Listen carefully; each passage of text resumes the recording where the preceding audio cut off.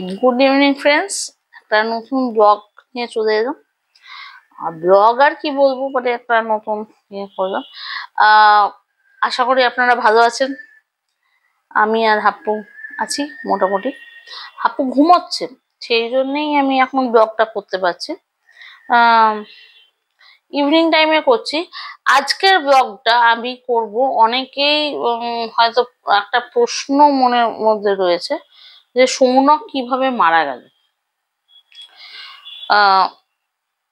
বা সৌনকের মৃত্যুর পেছনে কি আছে, এই এই জিনিসটা আমি ক্লিয়ার করে দিতে চাইছি। আচ্ছা, প্রথম কথা হচ্ছে সৌনক খুব আমার সঙ্গে সৌনকের আলাপ হয়েছিল 2000-এ। হ্যাঁ, 2000-এ এরিনা মাল্টিমিডিয়া। তখন এরিনা মাল্টিমিডিয়া ছিল, এরিনা অ্যানিমেশন ছিল না। এরিনা মাল্টিমিডিয়া শ্যামবাজারে আলাপ হয়েছিল। ওইখান থেকে আমাদের দুজনের আলাপ।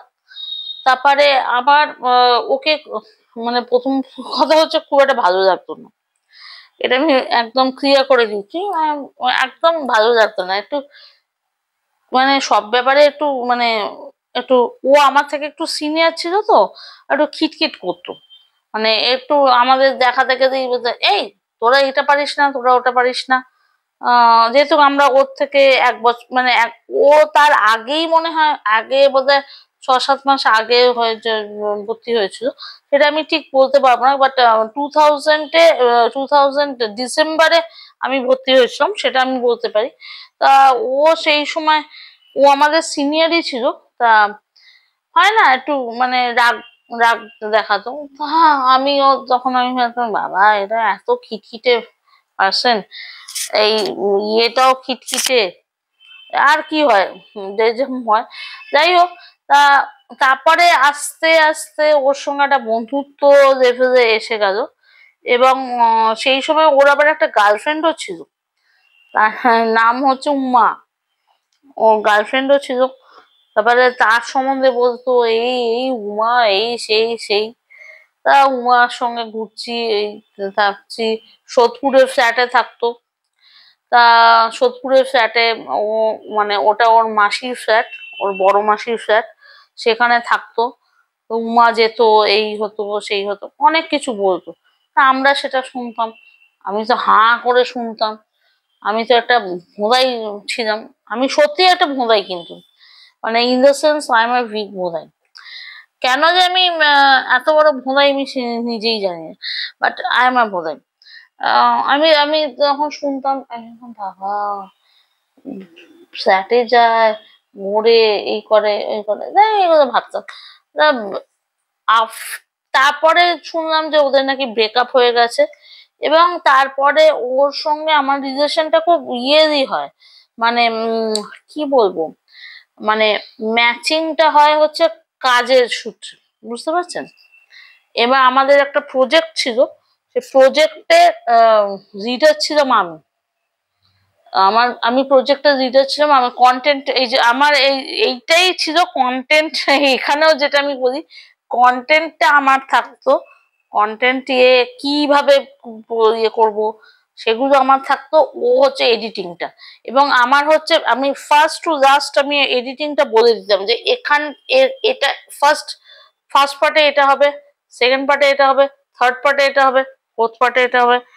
এটা আমি জানি না এটা কি, হয়তো আমার বংশগত কিনা জানি না, হয়তো আমার বংশগত, আমার আমার বলা উচিত কিনা, আমি এত ঘামছি, কিছু মাইন্ড করবে না। আমার মামা হচ্ছেন আমার, মানে মায়ের মামা তো ভাই হচ্ছেন অর্ঘ্যগম মিত্র, ন্যাশনাল অ্যাওয়ার্ড উইনার এডিটিং এ। এটা আপনারা হয়তো জানেন। যাই হোক, জানেন কি জানেন না, যাই হোক সেটা তা আমি একদম ফার্স্ট টু লাস্ট ফ্রেম আমি বলে দিতাম যে এইটা ফার্স্ট করবি, তারপরে সেকেন্ড ফ্রেমে এটা হবে। আমি এখনো এরকম বলতাম, ফার্স্ট ফ্রেম সৌনক এটা করবে, সেকেন্ড ফ্রেম সৌনক এটা হবে, থার্ড ফ্রেম এটা হবে। মানে each and every frame I have to, মানে আমি আগে ডিসাইড করে নিতাম। তো যাই হোক, সেইভাবেই চলেছিল। ওইখান থেকে আমাদের সম্পর্কটা মানে খুব ক্লোজ হয়ে গেছিল। তারপরে আমরা ভাবি, ও আমাকে একটাই কথা বলেছিল যে তুই কি আমার জন্য 2 বছর, হ্যাঁ ও আমাকে প্রপোজ করেছিল এইভাবে যে তুই কি আমার জন্য, তুই বলতো আমাকে, আমরা বন্ধু ছিলাম, যে তুই কি আমার জন্য 2 বছর করতে পারবি, অপেক্ষা করতে পারবি? মানে বললো, মানে 2 বছর পরে আমি তোকে বিয়ে করতে চাইছি। ওকে ফাইন, ঠিক আছে, দ্যাটস ওয়ান, নো প্রবলেম। এই 2 বছরে আমিও অনেক চাকরি করেছি, সিএমসি তে চাকরি করেছি, এনজিও তে চাকরি করেছি, বাট জানি না তারপরে কি হলো না হলো। খুব ভালো ছিল, আমি বললাম ফার্স্ট অফ অল ও খুব ভালো ছিল, কিন্তু আমার কিছু বলার, যখন বিয়ের পরে ওদের বাড়িতে গেলাম তখন থেকে দেখলাম যে ওদের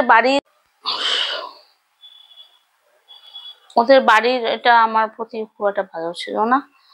যাই হোক, ঠিক আছে, আর কি বলা যায়।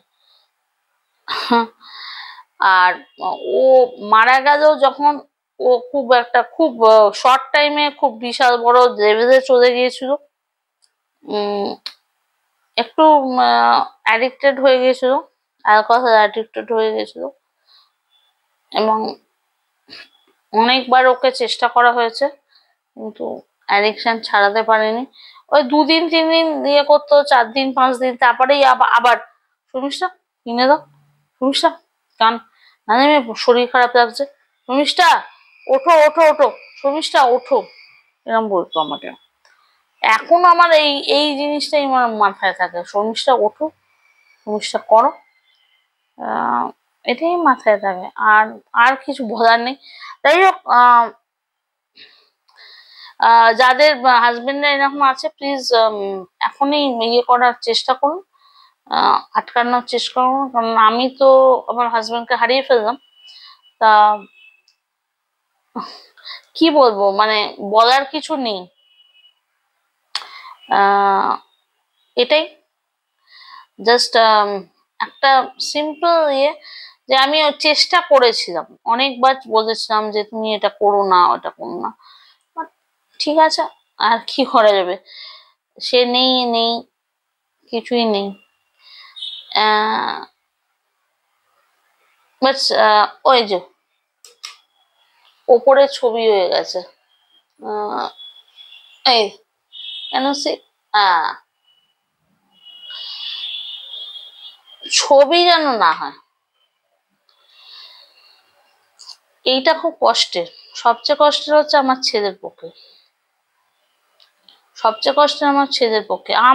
আমার কষ্টটা তো লোকে করছে যে বাবা মহিলা এত যেদিনকে মারা গেছে পরের দিন থেকে বেরোতে হবে আমাকে, কে দেখবে আমাকে, তাই না? আমাকে তো বেরোতেই হবে, আর আমাকে আমার ছেলেকে দেখতেই হবে, তো আমাকে বেরোতেই হবে। Please take it care. আর কিছু জানতে হলে প্লিজ কমেন্টসে দিন। আর আমি শুনলাম যে নাকি আমাকে সাবস্ক্রাইব করতে গেলে একটু প্রবলেম হচ্ছে, একটু আমাকে বলবেন তো আপনারা কমেন্টসে যে কি প্রবলেমটা হচ্ছে। আমার একটা বান্ধবী যে তোকে সাবস্ক্রাইব করতে গেলে একটু প্রবলেম হচ্ছে, তা এটা আমাকে একটু জানাবেন। ওকে, প্লিজ লাইক ডু সাবস্ক্রাইব। আসলে আমার কিছুই হয় না, আমার একটু হেল্প হয়, এইটাই। Thank you, bye, see you in the next blog.